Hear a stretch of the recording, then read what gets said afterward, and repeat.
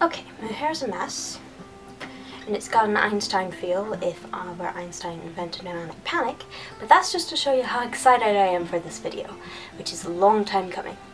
Women artists. There are plenty of women artists today and in the past, they're just not always talked about. But for this video, I'm sticking to two ladies in the past in the hopes that I will revisit this topic in the future. There goes my paper. And these women are Sofonisba Anguissola, an Italian Renaissance painter, and Artemisa Gentileschi, an Italian painter from the Baroque period, and also a Caravaggisti, or a follower of Caravaggio, which the smooth lighting is in honor of. Let's get to it. Style-wise, some of Sofonisba's work is genre-scene-like in execution and setting, but mostly her work is typical Cremona where she was born, and shows personality done with delicacy.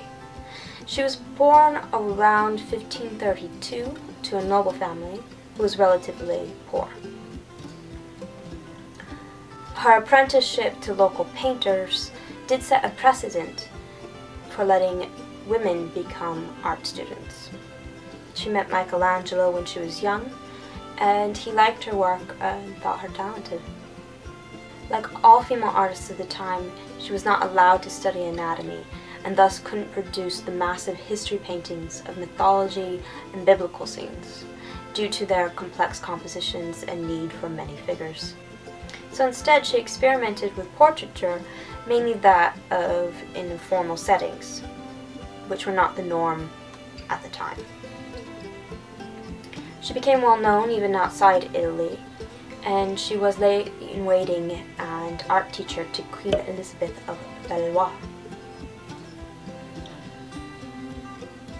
In her 1556 self-portrait, she shows herself as an artist and thus makes a statement that she's an actor in the painting and not the subject, a concept which wasn't widely spread at a time when women were seen as passive. Her success opened doors and even inspired women contemporaries like Livigno Fontana to become artists themselves.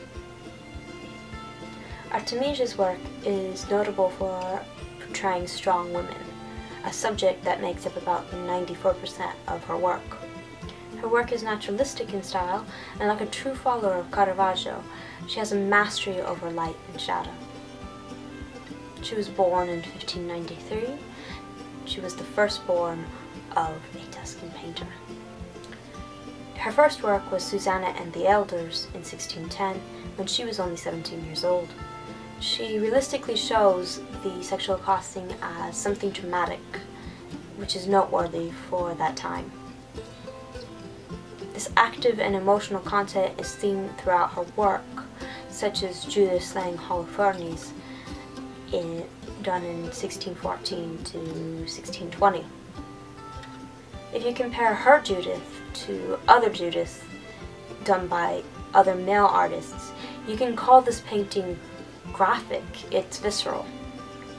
She was the first woman member of the Accademia de Belle Arti di Firenze, and in 1638 she went to London, where her father was the court painter, because Charles I invited her. Her legacy is felt to this day as feminist interest in her work rose in the 1970s and has continued ever since.